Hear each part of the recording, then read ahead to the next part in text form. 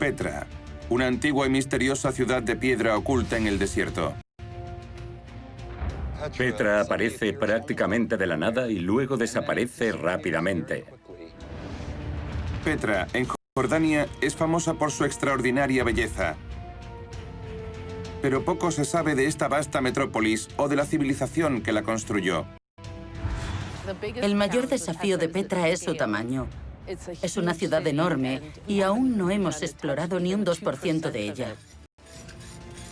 Pero ahora los arqueólogos emplean las técnicas más modernas para resucitar a este pueblo olvidado. ¿Quiénes eran? ¿Y por qué desaparecieron? No se sabe mucho sobre la vida diaria de la gente que habitaba Petra. Creo que la ciudad plantea un gran desafío a los arqueólogos. La única forma de descubrir por qué Petra fue abandonada es sacarla de la arena. Devolveremos la vida a los asombrosos monumentos de esta civilización olvidada para revelar qué le sucedió a la mayor ciudad perdida de la antigüedad.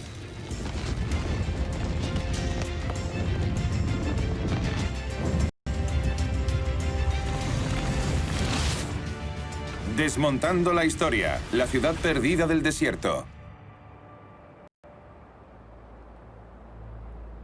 Al borde del desierto de Arabia se encuentran las ruinas de una metrópolis olvidada. Petra. Una de las mayores ciudades del mundo antiguo. Hace 2000 años, los reyes de Petra eran contemporáneos de gobernantes famosos como Julio César y vivían en tiempos de Cristo. Pero, ¿por qué sabemos tan poco de esta gran civilización? Petra fue una de las grandes ciudades internacionales del mundo antiguo. Una ciudad prácticamente excavada en el lecho de roca arenisca. Esta gran ciudad está escondida al final de un sinuoso pasaje de casi 1,5 kilómetros de largo. Esta división natural en la roca se conoce como el Sig y conduce al monumento más famoso de Petra, el Tesoro. Esta elaborada tumba está profundamente excavada en la roca y nos resulta familiar debido a las películas de Indiana Jones. Pero es solo una parte de lo que aquí se oculta. Más adentro, en el centro de la ciudad, decenas de tumbas más se alinean en las paredes del acantilado, junto con un teatro con capacidad para más de 8000 personas. ¿Cómo pudo esta civilización llegar a ser tan poderosa como para construir estos extraordinarios edificios y dejar tan pocos registros sobre sí misma?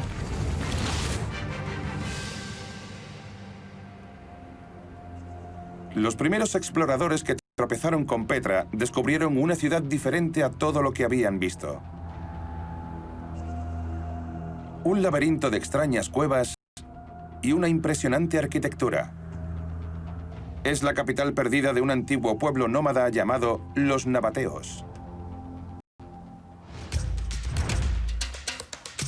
El arqueólogo Glenn Corbett investiga por qué crearon esta ciudad única.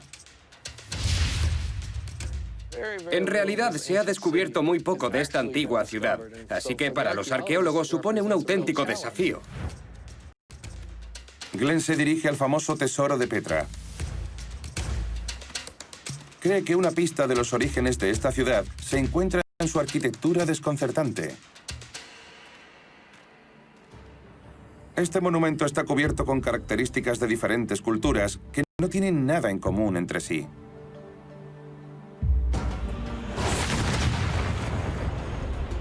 El tesoro de Petra es una estructura hermosa, pero desconcertante. Se pueden ver grifos sobre las columnas de estilo corintio, decoradas con guerreros que blanden hachas y águilas del dios griego Zeus. Pero en el centro hay una estatua que se asemeja a la diosa egipcia Isis, y en su interior, este monumento icónico es aún más extraño. Detrás de la fachada solo hay una cámara vacía. Quizás una sala de fiestas para los muertos. Y debajo de ella, los arqueólogos arqueólogos han descubierto la simple cámara funeraria de una familia rica y poderosa. ¿Podría el extraño diseño de estos monumentos revelar por qué se construyó tal ciudad?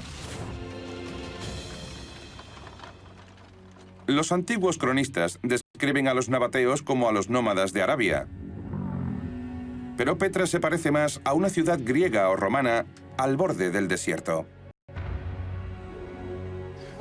Aquí vemos todos los elementos básicos de la arquitectura grecorromana clásica. Columnas, capiteles con decoración floral, los frisos decorados. Vemos el frontón, el tolos central, y entre todos estos elementos arquitectónicos vemos dioses, diosas y figuras mitológicas que no creo que tuvieran mucho sentido para los nabateos corrientes.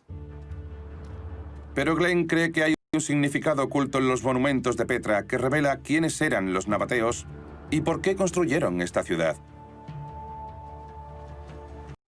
Y piensa que las respuestas están enterradas en el centro de la ciudad. Los nabateos apenas dejaron registros escritos, pero sí dejaron un gran tesoro arqueológico. Buenos días, ¿cómo estás? ¿Qué tal el trabajo? Todo bien, ¿verdad? Hoy, los arqueólogos norteamericanos y jordanos exploran las enormes dunas de arena que cubren la ciudad. De aquí han salido una gran cantidad de cosas. Estos objetos de cerámica revelan que los nabateos eran ricos y sofisticados. Muy bien. Esto, por ejemplo, es una pieza muy bonita de cerámica nabatea, pintada. Es muy fina, casi tanto como una cáscara de huevo. Una característica propia de los nabateos durante su apogeo. El gran volumen de material hallado en Petra revela que hace casi 2000 años la sociedad nabatea cambió radicalmente.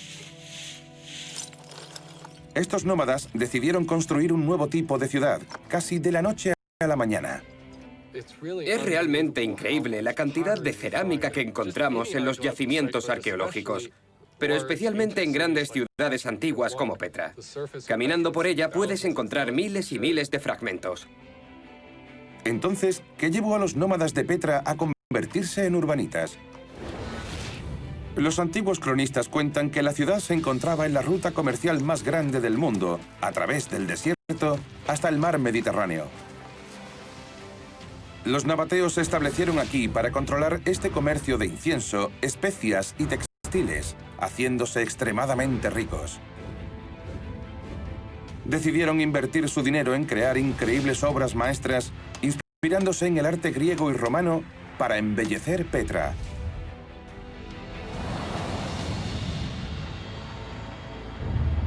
Entonces, ¿abandonaron los nabateos su antiguo estilo de vida?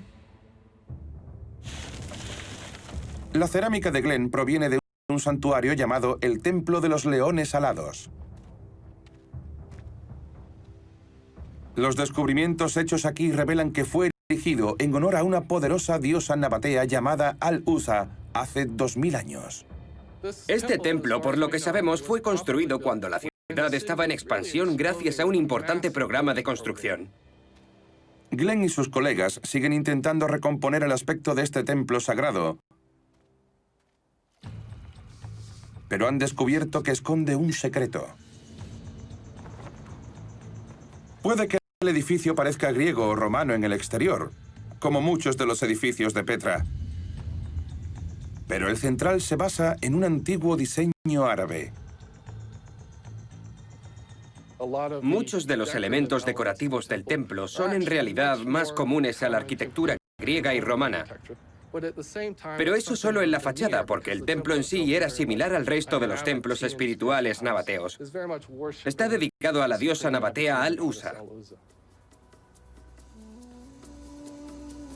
Los nabateos construyeron un nuevo tipo de ciudad que fusionaba la cultura nómada árabe con nuevas ideas procedentes de Grecia y Roma. Glenn cree que sus reyes pretendían anunciar su llegada al resto del mundo.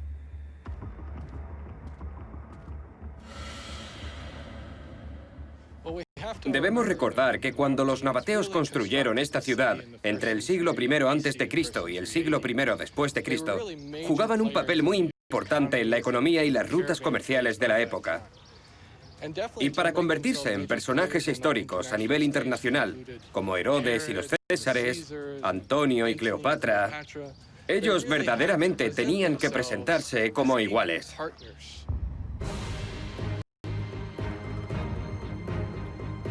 Petra surgió del desierto como el símbolo de una nueva civilización poderosa. Pero oculta un misterio. ¿Cómo pudo una metrópolis tan floreciente sobrevivir en un lugar tan inhóspito? Los arqueólogos creen que la respuesta está en el producto más preciado del desierto: el agua. ¿Pueden los nuevos descubrimientos revelar cómo los ciudadanos de Petra transformaron este mundo seco y polvoriento en un asombroso jardín del Edén?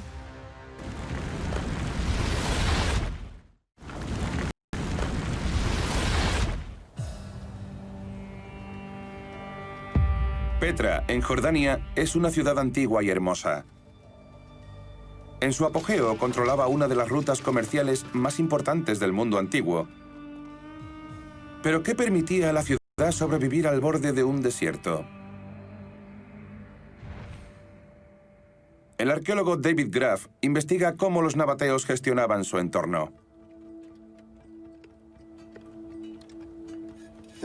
Petra tenía una población entre 10 y 20.000 personas y tenían que ser abastecidos con las necesidades básicas. Pero era mucha gente. David piensa que el secreto del éxito de Petra radica en la habilidad única de los nabateos para aprovechar el agua que tenían. Petra está rodeada de cañones como el Sig, canales naturales de agua modificados por los nabateos. Una tubería de agua apenas visible se extiende a lo largo de este sinuoso paso hasta llegar a la parte inferior de una talla erosionada. Hace 2000 años, estas gigantes esculturas representaban a camellos dirigidos por comerciantes que iban a hacer negocios. Estas tuberías conducían el agua potable al centro de la ciudad. Pero ¿cómo obtenían agua suficiente para mantener a decenas de miles de personas?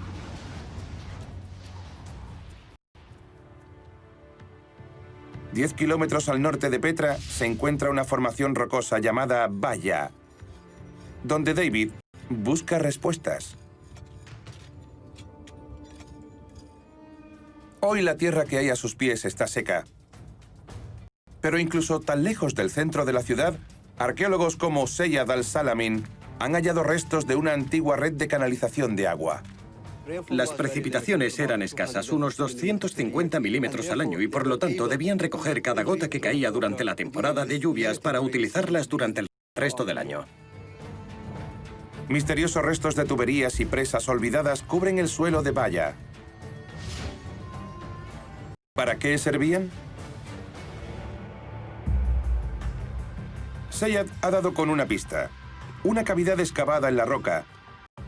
Pero no cree que sirviera para almacenar agua. Es aún más sorprendente: una prensa de vino. Es muy avanzada. Consta de 3 bases principales. Para empezar, colocaban las uvas en la parte central de la prensa. Luego las prensaban y pisaban con los pies. El número de tuberías de agua y prensas de vino sugiere algo notable. El equipo de David investiga otra extraña característica que han encontrado cerca. Cavando junto a esta roca, han descubierto una pared.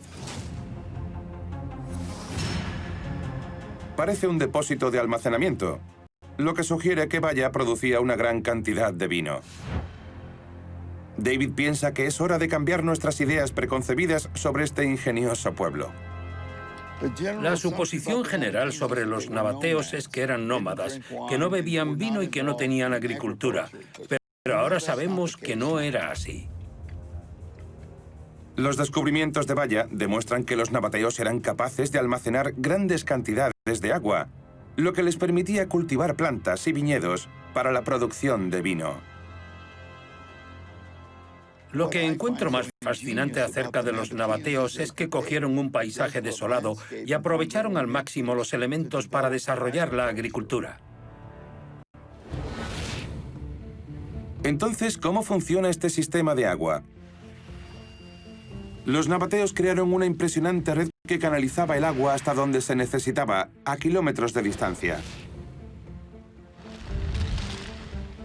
En el centro de la ciudad, excavaron un túnel en la roca y presas para reorientar el flujo de agua. Los ingenieros pasaron tuberías de arcilla por el SIC. Los extremos de las tuberías se estrechaban para generar presión. Pero a través de su recorrido, construyeron cisternas revestidas con hormigón hidráulico para almacenar la preciada agua subterránea. David piensa que esta misma tecnología se extendía mucho más allá del centro de la ciudad. Muchos lugares tienen manantiales, pero aquí no hay. Lo sorprendente es que todo era agua de lluvia y la cantidad que caía era mínima, porque debían ser muy creativos y hábiles en sus obras de ingeniería para canalizar esa agua hasta embalses y preservarla. Y esa es la gran hazaña de Valla. El ingenio nabateo sirvió para construir una ciudad rica y poderosa. Un paraíso artificial en una región seca y desolada. Pero en su apogeo, Petra fue víctima de uno de los imperios más poderosos del mundo antiguo: Roma. Un arsenal de armas enterradas sugiere una batalla olvidada en las calles de la ciudad. Entonces, ¿fueron las temibles legiones romanas las que destruyeron Petra?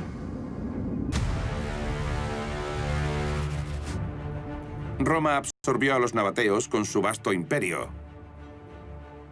y alardeaba de haber adquirido, no conquistado, su ciudad. Pero, ¿aceptaron los ciudadanos de Petra el dominio romano sin ofrecer resistencia? El arqueólogo Tom Parker cree que esta versión de la historia debe ser reescrita. Durante años ha existido consenso sobre que se trató de un acontecimiento relativamente pacífico. Pero cada vez hallamos más pruebas que sugieren que se trató de una toma de posesión acompañada de una violencia considerable. ¿Se resistió Petra al dominio romano? Tom cree que hay una pista en el gran templo de la ciudad. Oculto entre los restos de esta estructura colosal, los arqueólogos han hecho un descubrimiento sorprendente. Cientos de proyectiles de piedra, cada uno del tamaño de un pequeño balón de fútbol, enterrados bajo la entrada principal. Entre ellos había 162 puntas de flecha hechas de hierro. Estas armas fueron escondidas aquí hace miles de años. ¿Por qué hay equipo militar dentro de uno de los edificios cívicos más grandes de Petra? ¿Y a quién pertenece? Tom examina las grandes bolas de piedra. Son el tipo de arma que empleaban los soldados romanos. Detrás de mí hay un almacén con 100 bolas de piedra que se podían lanzar con catapultas o bien a mano. No hay registros antiguos de una invasión romana hostil, pero Tom piensa que los nabateos estaban preparados para la guerra. Sabemos que los romanos estaban preparados para encontrar resistencia porque reunieron a un gran número de soldados de 3 provincias diferentes. Aún así, Tom no está seguro de que estos proyectiles fueran realmente romanos. Sabemos mucho sobre el ejército romano. Estaba muy estandarizado y tenemos muchas pruebas procedentes de todos los rincones del imperio. En cambio, del ejército nabateo no sabemos casi nada. Los arqueólogos piensan que la mayoría de los soldados nabateos luchaban a pie con lanzas o a caballo y eran arqueros expertos. Construyeron sencillas torres de vigilancia para poder proteger su ciudad, cuidadosamente colocadas para detectar a los invasores con antelación. Por el contrario, sabemos que los romanos habían desarrollado avanzadas armas de asedio, ballestas gigantes y catapultas que podían lanzar proyectiles de piedra a más de 300 metros. Pero antes de que los romanos se apoderaran de Petra, los nabateos habían luchado a su lado para enfrentarse a enemigos comunes.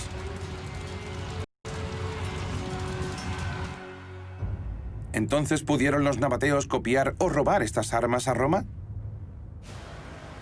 Tom piensa que los proyectiles son nabateos.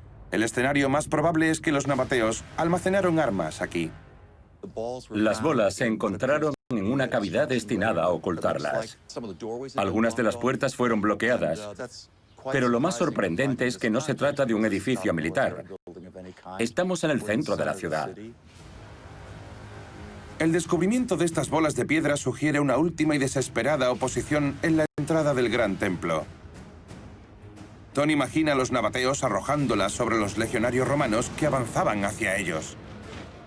Probablemente los romanos intentaban subir las escaleras bajo el fuego enemigo. Avanzaban en lo que se llamaba formación testudo o tortuga, uniendo sus escudos y protegiendo sus cabezas. Eso pudo haber desviado alguna de estas bolas que les lanzaban, al igual que las flechas. Pero la lucha pareció haberse extendido más allá del Gran Templo. Otros edificios a lo largo de la calle principal también muestran cicatrices de una invasión violenta. Las áreas más defendibles son las estructuras elevadas. Es posible que los nabateos fortificasen edificios concretos dentro de la ciudad para resistir, y creo que el Gran Templo es nuestro mejor ejemplo de eso hasta ahora. Si hubo una lucha tan violenta en las calles de Petra, ¿por qué los cronistas romanos la ignoraron? Seguramente, este fue un asunto militar de poca importancia desde la perspectiva romana, pero desde la perspectiva nabatea fue un golpe devastador. Y al final, lo tenían todo en contra. La máquina militar romana derrocó a los gobernantes de Petra. ¿Pero supuso la llegada del imperio el fin del modo de vida de los nabateos? Los arqueólogos buscan pistas debajo de una misteriosa ruina en la cima de una remota cresta. ¿Y puede un antiguo texto revelar qué le sucedió realmente a la población de Petra?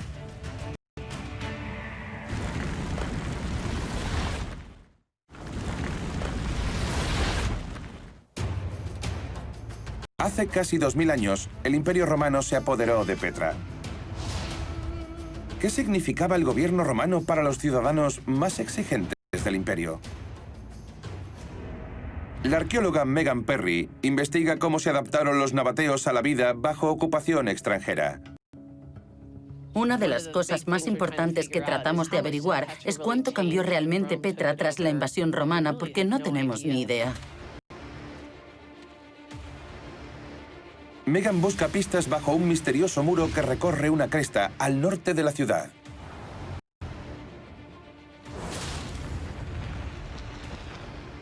El muro fue construido con miles de bloques de piedra arenisca y se rellenó con escombros. Los arqueólogos han descubierto que los cimientos se construyeron con la llegada de los romanos. Y parece atravesar un barrio residencial, dividiendo casas nabateas corrientes.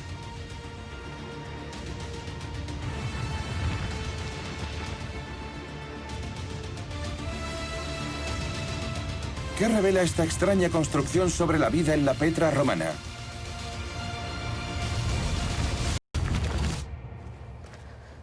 El primer trabajo de Megan es averiguar quién construyó este muro. Para ello utiliza una innovadora tecnología de escaneo láser. El escáner dispara un láser que rebota como si fuera un reflejo. Su equipo ha escaneado el muro con una precisión extrema. Una de las cosas que podemos ver es que el muro es una mezcolanza de diferentes tipos de piedras tomadas de diferentes lugares, de otras estructuras. Como se puede ver aquí, está muy mal construido. Incorporaron al muro la pared de esta casa, que era anterior. Aquí puede verse claramente que, en lugar de atravesar la estructura, incorporaron esta pared al muro. Está claro que su construcción fue bastante descuidada. A Megan le intriga cómo se construyó el muro. Y se dirige a examinar las ruinas con su colega Tom Parker. Esto de aquí podría tratarse de una plataforma de balista. Tom cree que el muro oculta restos de la tecnología militar romana. Esta podría ser la base de un arma temible llamada balista. Eran catapultas que disparaban los proyectiles de piedra que empleaba el ejército romano. Posiblemente la montaron sobre esta plataforma y la apoyaron contra el muro para disparar hacia abajo.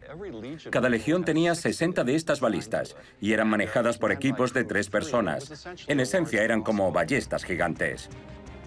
¿Acaso el ejército romano construyó este muro a toda prisa para contener a la población hostil? Esta cresta domina todo el centro de Petra. Así que, si querían instalar una guarnición militar, este era el lugar ideal. Pero una vez construida la guarnición, ¿cómo cambió esta ciudad? Megan sospecha que la mayoría de los aspectos de la vida cotidiana continuaron con normalidad. Esto es parte de una típica olla romana. Se pueden encontrar por todas partes en esta región.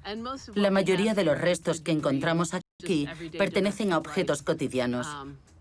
Ollas de cocina que se rompían y que la gente tiraba.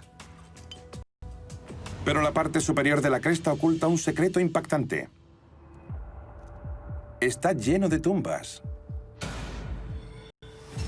En Petra, los vivos y los muertos vivían unos junto a otros. Estas son tumbas de nabateos corrientes, quienes no tenían el dinero ni el prestigio para ser enterrados en algunas de las elaboradas tumbas que rodean la ciudad. Varias generaciones podrían ser enterradas en cámaras como esta. Pero Megan descubrió que los nabateos dejaron de enterrar a sus muertos aquí, en torno a la misma época que se construyó el muro y llegaron los romanos. Esta es una de las evidencias más claras que tenemos de cómo afectó la anexión romana de la ciudad a la vida cotidiana de sus ciudadanos. Entonces, ¿por qué los nuevos gobernantes de Petra impidieron a los nabateos vivir entre los muertos, poniendo fin a una práctica que había existido durante cientos de años? Los romanos tenían reglas muy estrictas sobre dónde podían ser enterrados los muertos. Seguramente consideraron esta práctica muy contaminante y extraña, de modo que prohibieron cualquier tipo de entierro dentro de las murallas de la ciudad.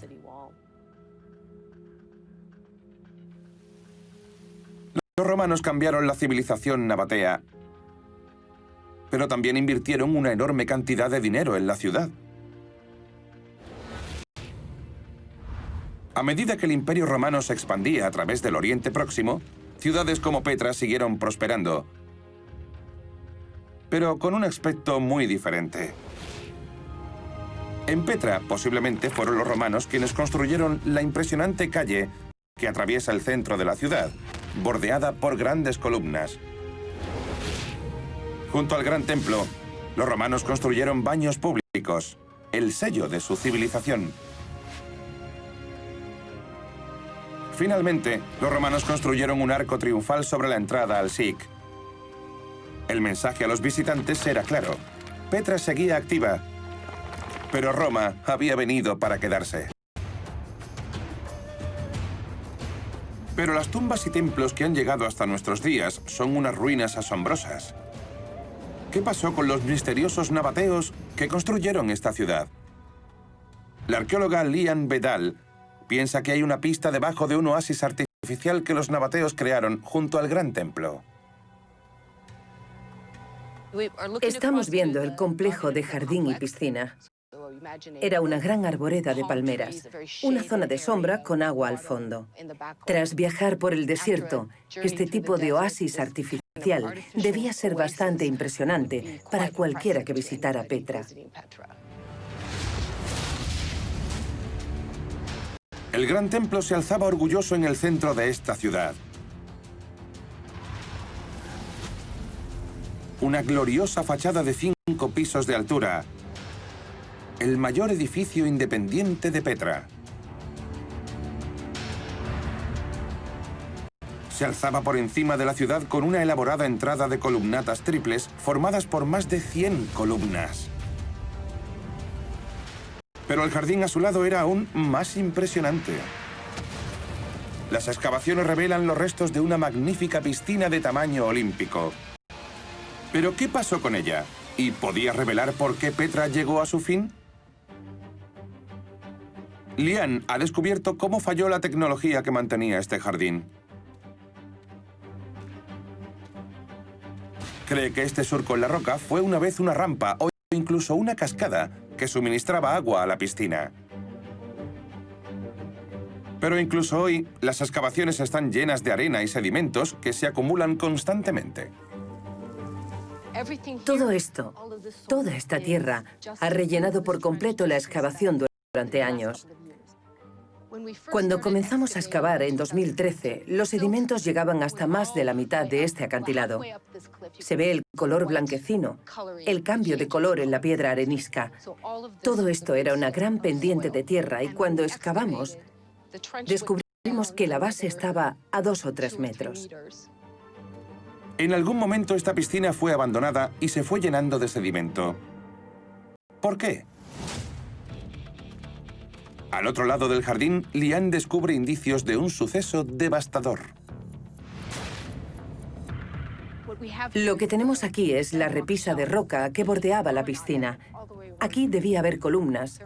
Debía haber una bonita columnata, pero no queda nada. Sin embargo, hemos encontrado restos en la piscina. Lian cree saber lo que causó tanto daño. Un enorme terremoto que destruyó muchos edificios magníficos, dejándolos imposibles de reparar en el año 363. Estos son algunos de los fragmentos de mármol que excavamos en la piscina. Como se puede ver, son solo fragmentos, pero algunos presentan una bonita curvatura que indica que pertenecían a una estructura circular, como una columna. Cuando se moja, mirad qué color más bonito tiene. Pero no se puede reutilizar esta piedra para hacer otra columna. Entonces, ¿fue este desastre el que envió a Petra a la decadencia? Lian ha descubierto algo extraño. La piscina comenzó a secarse casi 150 años antes del terremoto. Sabemos que comenzó a secarse antes porque hay más de medio metro de tierra con huesos de animales y fragmentos de cerámica que cubren el fondo de la piscina. Los escombros revelan que los ciudadanos de Petra no estaban dispuestos o no podían cuidar este jardín.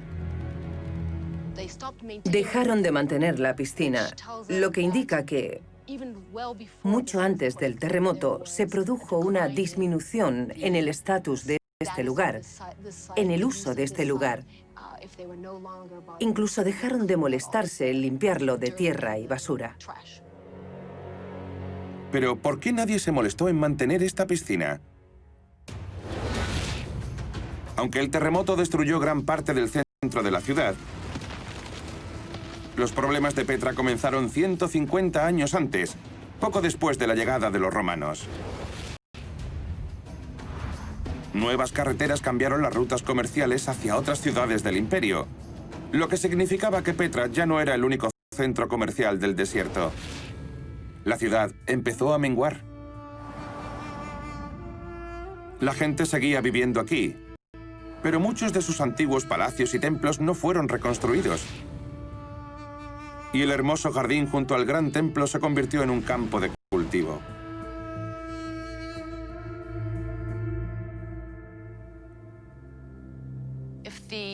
Si la ciudad empezó a perder su estatus al final de este periodo romano, si empezó a perder su fuente de riqueza, cosas como mantener esta piscina debía considerarse un gasto innecesario o imposible. La pérdida de sus rutas comerciales golpeó duramente a Petra. Pero, ¿fue este el fin de los nabateos y de su gran ciudad? ¿Puede un extraordinario texto antiguo descubierto en una iglesia perdida revelar qué le sucedió a la gente de Petra?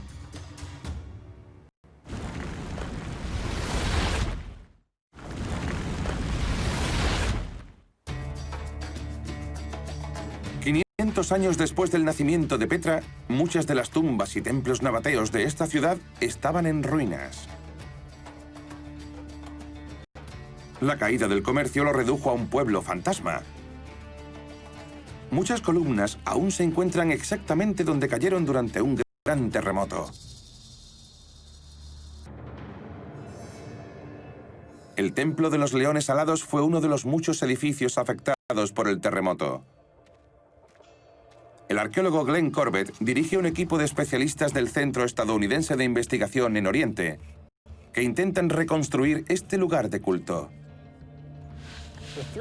El terremoto del 363 que arrasó Petra y gran parte de las regiones de Palestina y Jordania devastó este complejo de templos y muchos otros edificios nabateos y romanos de Petra. Este terremoto fue uno de los más potentes que tuvieron lugar en el mundo antiguo.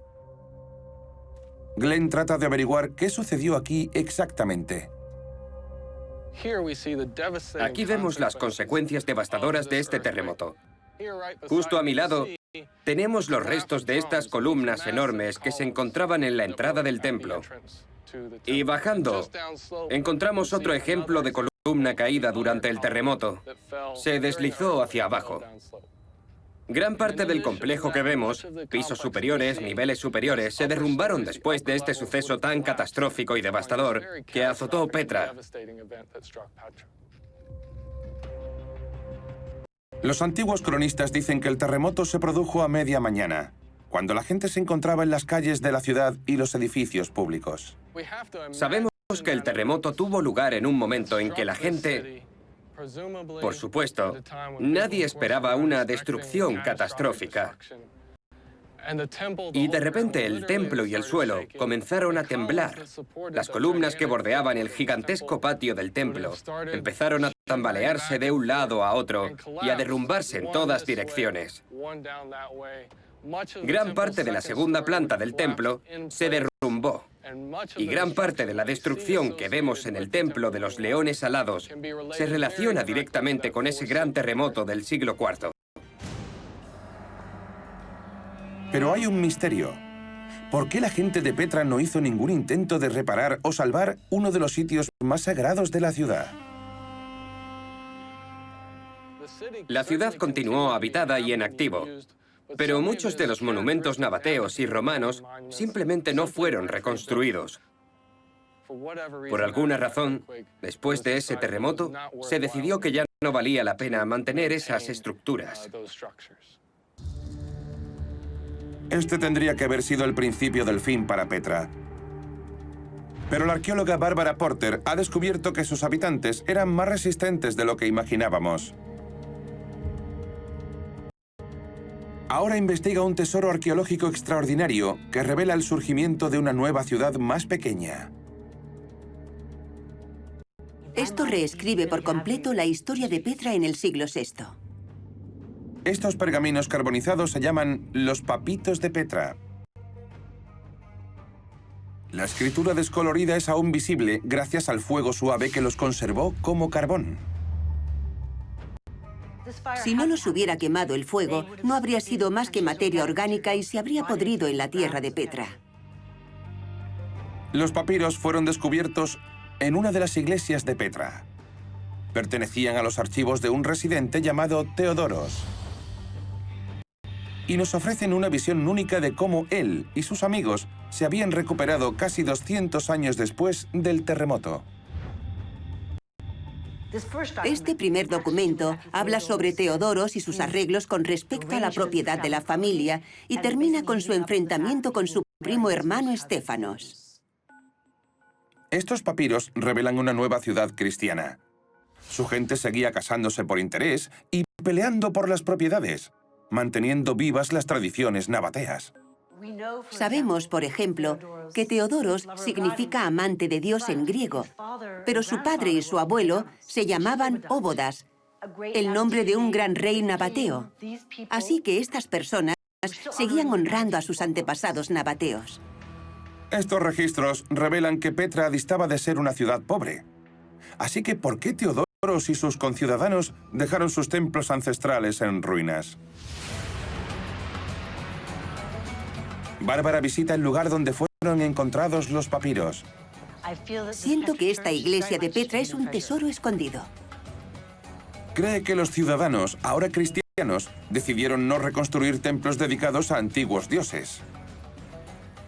Lo interesante es que los templos estaban muy cerca y en su mayoría fueron destruidos por el terremoto del 363. Así que contaban con la fuente perfecta para construir los nuevos. Reutilizaron el material de los antiguos edificios nabateos. Todos los capiteles procedían de los antiguos templos.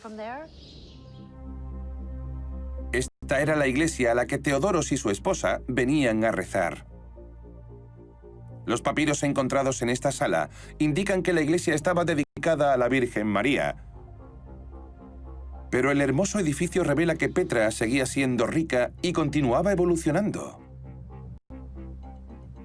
Nos dice que en los siglos V y VI la gente era bastante rica en esta ciudad como para construir estructuras religiosas, en este caso dedicadas a la fe cristiana, en contraposición a las estructuras nabateas o romanas anteriores. El cristianismo se expandía. Los ciudadanos de Petra seguían siendo lo suficientemente ricos como para cubrir el suelo de su nueva iglesia con exquisitos mosaicos. Algunas de estas criaturas son exóticas, otras más terrenales. Aquí vemos un camello cargado con unos troncos enormes. No parece muy feliz. Y a ambos lados, aunque faltan sus cabezas, dos pastores de camellos que intentan tirar de él. Pero los ciudadanos cristianos de Petra no abandonaron su pasado por completo. Este mosaico representa las 4 estaciones como dioses romanos, los mismos que capturaron la imaginación de los primeros nabateos. Es posible que sus rostros fueran modelados a partir de personas reales. Cada uno de ellos cuenta una historia, ya sea un extraño pez o la representación de la primavera. Y sobre ella tiene una inscripción griega en la que pone Earín. Es mi opinión, es una preciosidad. Tiene un collar de esmeraldas, pulseras. Es una dama elegante, bien vestida, con joyas y con un cuenco lleno de rosas.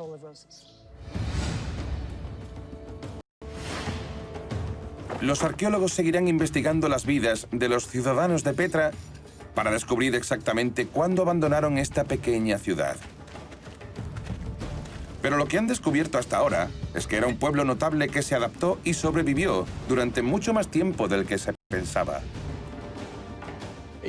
Aunque hemos excavado algunos de los monumentos más importantes de Petra, sigue habiendo muchísimo por descubrir.